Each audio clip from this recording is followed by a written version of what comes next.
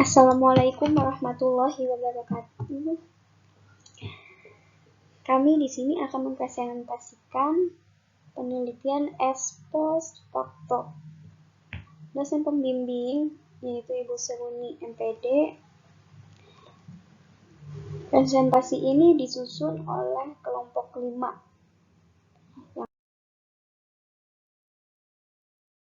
yang terdiri dari 5 anggota. Yaitu yang pertama, saya sendiri Siti Maesaroh NPM 152. Yang kedua yaitu Pramita NPM 181. Yang ketiga yaitu Silmi Maulina NPM 141. Yang keempat yaitu Anggraini Nurkomalasari NPM 178. Dan yang terakhir yaitu Destiani NPM 130. Nah, yang pertama yang akan kami presentasikan yaitu tentang pengertian penelitian ex post facto. Silakan nikmati presentasi kami. Pengertian penelitian ex post facto. Secara harfiah, ex post facto berarti sesuatu sesudah fakta. Karena sebab yang akan diteliti telah mempengaruhi variabel lain. Sedangkan secara umum, ex post facto merupakan penelitian yang dilakukan setelah apa yang akan teliti itu terjadi. Penelitian ex post facto merupakan penelitian di mana variabel-variabel bebas telah terjadi ketika peneliti mulai dengan pengamatan variabel-variabel terikat dalam suatu penelitian. Menurut Hamadi, hal ini menunjukkan bahwa penelitian itu dilakukan sesudah perbedaan-perbedaan dalam variabel bebas itu terjadi. Karena perkembangan kejadian itu secara alami. Penelitian ex post facto secara metodis merupakan penelitian eksperimen yang juga menguji hipotesis, tetapi tidak memberikan perlakuan-perlakuan tertentu. Karena sesuatu sebab untuk memberikan perlakuan atau manipulasi biasanya karena alasan etika manusia atau gejala atau peristiwa tersebut sudah terjadi dan ingin menelusuri fakta-fakta penyebabnya atau faktor-faktor penyebabnya atau hal-hal yang mempengaruhinya. Selanjutnya, penelitian ex post facto bertujuan menemukan penyebab yang memungkinkan perubahan perilaku, gejala atau fenomena yang disebabkan oleh suatu peristiwa, perilaku, gejala atau fenomena yang disebabkan oleh suatu peristiwa, perilaku atau hal-hal yang menyebabkan perubahan pada variabel bebas secara keseluruhan sudah terjadi. Sebagai contoh, kita akan menguji hipotesis bahwa perceraian akan mengakibatkan penyimpangan perilaku anak-anak. Dalam situasi ini, kita tidak dapat mengeksperimenkan suatu keluarga untuk melakukan perceraian. Perceraian dalam hal ini bukan variabel bebas yang dapat dimanipulasi. Jadi perceraian itu tidak dapat dimanipulasikan ya. Suatu hal yang tidak mungkin dilakukan pada keluarga yang sedang mengalami perceraian. Donald Ari 1982 juga menyatakan bahwa penelitian ex post facto merupakan penemuan empiris yang dilakukan secara sistematis. Penelitian tidak melakukan kontrol terhadap variabel-variabel bebas karena manifestasinya sudah terjadi. Sebagai contoh, seorang peneliti ingin mengetahui pengaruh rokok terhadap kemampuan penyerapan oksigen dalam darah. Peneliti tidak mungkin melakukan eksperimen dengan menyuruh orang menghisap beberapa batang rokok dalam sehari untuk diketahui pengaruhnya terhadap kemampuan darah dalam mengikat oksigen. Berdasarkan uraian itu, dapat disimpulkan bahwa peneliti ex post facto merupakan penelitian yang menjelaskan atau menemukan bagaimana variabel-variabel dalam penelitian saling berhubungan atau berpengaruh, serta menemukan bagaimana gejala-gejala atau perilaku itu terjadi. Assalamualaikum warahmatullahi wabarakatuh. Perkenalkan, saya Silmi Maulid dengan NPM 2017-13500-141 akan melanjutkan pemaparan yang sebelumnya telah disampaikan. Pertama, ada dasar penelitian ex post facto. Dasar penelitian ex post facto pertama, menilai dengan subjek yang berbeda pada variabel bebas dan mencoba untuk menentukan konsekuensi yang berbeda. Contohnya, seperti pengaruh orang tua tunggal dan orang tua lengkap terhadap pembolosan, di mana orang tua tunggal dan orang tua lengkap ini sebagai variabel terikat dan pembolosan sebagai variabel bebas. Yang kedua, dimulai dari subjek yang berbeda sebagai variabel terikat dan berusaha menentukan penyebab perbedaan itu.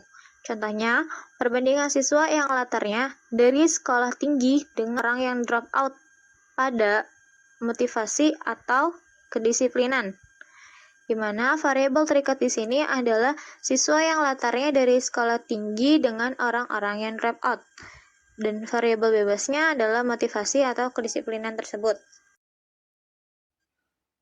Selanjutnya, ada ciri-ciri penelitian ex post facto. Yang pertama, data dikumpulkan setelah semua peristiwa terjadi. Yang kedua, variabel terikat ditentukan terlebih dahulu, kemudian merunut ke belakang untuk menemukan sebab, hubungan, serta maknanya. Yang ketiga, penelitian ex post facto dilakukan jika dalam beberapa hal penelitian eksperimen tidak dapat dilaksanakan. Yang keempat, jika kontrol secara laboratori untuk beberapa tujuan itu tidak praktis, dari segi biaya maupun etik dipertanyakan. Yang berikutnya ada kelebihan penelitian ex post facto.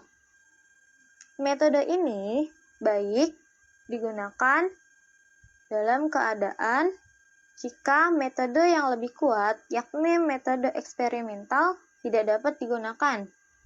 Apabila juga tidak selalu mungkin untuk memilih, mengontrol, dan memanipulasikan faktor-faktor yang perlu untuk menyelidiki hubungan sebab akibat secara langsung. Apabila pengontrolan terhadap semua variabel, kecuali variabel bebas, sangat tidak realistik dan dibuat-buat, yang mencegah interaksi normal dengan lain-lain variabel yang berpengaruh.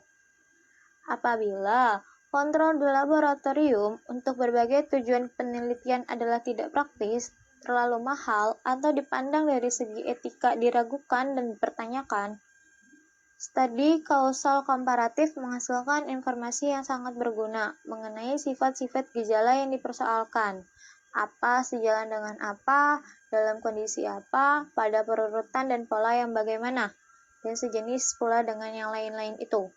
Perbaikan-perbaikan dalam hal teknik, metode statistik, dan rancangan dengan kontrol parsial pada akhir-akhir ini telah membuat studi kausal komparatif itu lebih dapat dipertanggungjawabkan.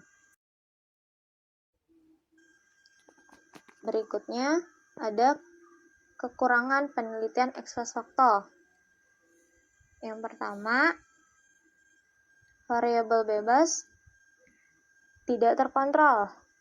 Oleh karena tidak adanya kontrol terhadap variabel bebas, maka sulit untuk memperoleh kepastian bahwa faktor penyebab yang relevan telah benar-benar tercakup dalam kelompok faktor yang sedang diselidiki. Yang kedua, kenyataan bahwa faktor penyebab bukanlah faktor tunggal, melainkan kombinasi dan interaksi antara berbagai faktor dalam kondisi tertentu untuk menghasilkan efek yang disaksikan, menyebabkan soalnya sangat kompleks. 3. Suatu gejala mungkin tidak hanya merupakan akibat dari sebab-sebab ganda, akan tetapi dapat pula disebabkan karena suatu sebab lain pada kejadian tertentu.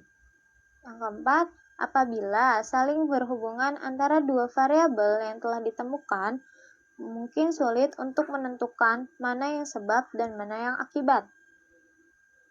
Selanjutnya ada kenyataan bahwa dua atau lebih faktor saling berhubungan tidaklah mesti memberi implikasi adanya hubungan sebab akibat.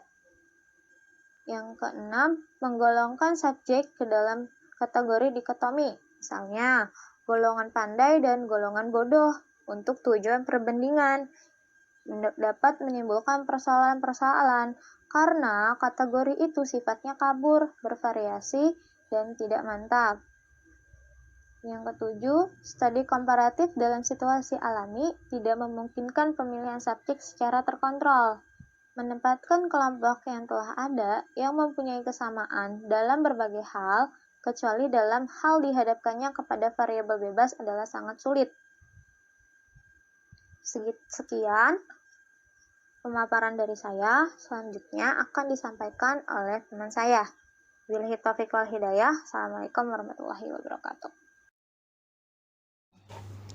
Saya Pramita dengan MPM 201713500181. Saya akan melanjutkan presentasi yang telah dibacakan oleh Silmi Maulina, yaitu langkah-langkah penelitian ex post facto. Yang pertama, perumusan masalah. Yang kedua, hipotesis. Selanjutnya, pengelompokan data, pengumpulan data, analisis data, dan penafsiran hasil. Perumusan masalah. Apa sih itu perumusan masalah? Masalah yang ditetapkan harus mengandung sebab atau kausa bagi munculnya variabel dependen yang diketahui berdasarkan hasil-hasil penelitian yang pernah dilakukan atau penafsiran peneliti terhadap hasil observasi fenomena yang diteliti. Masalah penelitian ini dapat berbentuk pernyataan hipotesis atau tujuan. Rumusan hipotesis digunakan jika sifat dasar perbedaan dapat diprediksi oleh peneliti sebelum data dikumpulkan. Sedangkan rumusan pernyataan tujuan digunakan bila peneliti tidak dapat memprediksi perbedaan antar kelompok subjek yang dibandingkan dalam variabel tertentu. Selanjutnya, hipotesis. Setelah masalah dirumuskan, peneliti harus mampu mengidentifikasikan tandingan atau alternatif yang mungkin dapat menerangkan hubungan antar variabel independen dan dependen. Assalamualaikum warahmatullahi wabarakatuh. Saya Destiani Agustina ingin melanjutkan presentasi dari Pramita. Pengelompokan data, penentuan kelompok subjek yang akan dibagi. Pertama-tama, kelompok yang harus dipilih memiliki karakteristik yang menjadi konsen penelitian. Selanjutnya, penelitian memilih kelompok yang tidak memiliki karakteristik tersebut atau berbeda dengan tingkatannya. Selanjutnya, pengelompokan data. Hanya data yang diperlukan yang akan dikumpulkan, baik yang berhubungan dengan variabel dependen maupun berkenaan dengan faktor yang dimungkinkan munculnya hipotesis tandingan. Karena penelitian ini menyelidiki fenomena yang sudah terjadi, seringkali data yang diperlukan sudah tersedia, sehingga peneliti tinggal memilih sumber yang sesuai. Di samping itu, berbagai instrumen seperti tes, angket, interview dapat digunakan untuk mengumpulkan data bagi peneliti. Adapun analisis data, teknik analisis data yang digunakan serupa dengan yang digunakan dalam penelitian diferensial maupun eksperimen, di mana perbandingan nilai variabel dependen dilakukan antar kelompok subjek atas dasar faktor yang menjadi konsen. Hal ini dapat dilakukan dengan teknik analisis uji T, independen ataupun ANAVA, tergantung dari jumlah kelompok dan dari faktor tersebut. Apapun teknik analisis statistik inferensial yang digunakan biasanya analisis tersebut diawali dengan perhitungan nilai rata-rata atau mean dan standar deviasi untuk mengetahui antar kelompok secara deskriptif.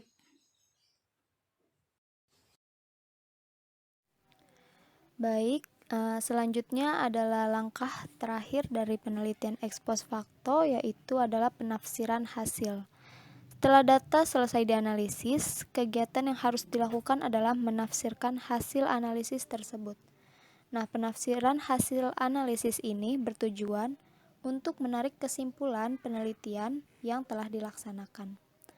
Kemudian, penarikan kesimpulan ini dilakukan dengan cara membandingkan hipotesis yang telah dirumuskan dengan hasil analisis yang didapat. Dengan demikian, penelitian akhirnya memperoleh kesimpulan pokok, yaitu menerima atau menolak hipotesis yang telah dirumuskan. Dalam melaksanakan penafsiran ini, peneliti perlu memeriksa kembali langkah-langkah yang telah dilaksanakan dalam penelitian. Langkah ini berguna untuk melihat kesahihan hasil penafsiran. Pernyataan sebab akibat dalam penelitian ini perlu dilakukan secara hati-hati. Kualitas hubungan antara variabel independen dan dependen sangat tergantung pada kemampuan peneliti untuk memilih kelompok perbandingan yang homogen dan keyakinan bahwa munculnya hipotesis tandingan dapat dicegah. Selanjutnya ini adalah salah satu contoh dari penelitian ex post facto, yaitu sebuah artikel publikasi ilmiah dengan judul Pengaruh Kemandirian dan Gaya Belajar Siswa terhadap Prestasi Belajar Matematika. Artikel ilmiah ini adalah sebuah skripsi yang ditulis oleh Sulis Priyanto, yaitu seorang mahasiswa dengan program studi pendidikan matematika, Fakultas Keguruan dan Ilmu Pendidikan dari Universitas Muhammadiyah Surakarta pada tahun 2013. Tujuan penelitian ini untuk menganalisis dan menguji pertama, pengaruh kemandirian belajar terhadap prestasi belajar matematika.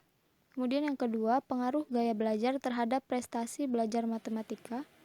Dan yang ketiga, ada tidaknya pengaruh bersama antara kemandirian dan gaya belajar siswa terhadap prestasi belajar matematika.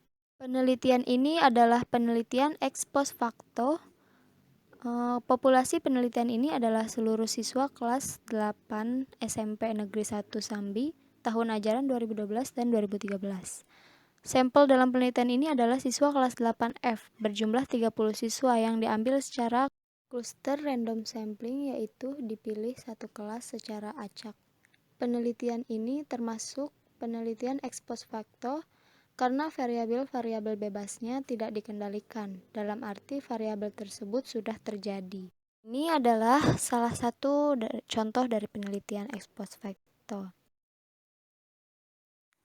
Selanjutnya adalah kesimpulan, yaitu penelitian ex post facto merupakan penelitian di mana variabel-variabel bebas telah terjadi ketika peneliti mulai dengan pengamatan variabel-variabel terikat dalam suatu penelitian.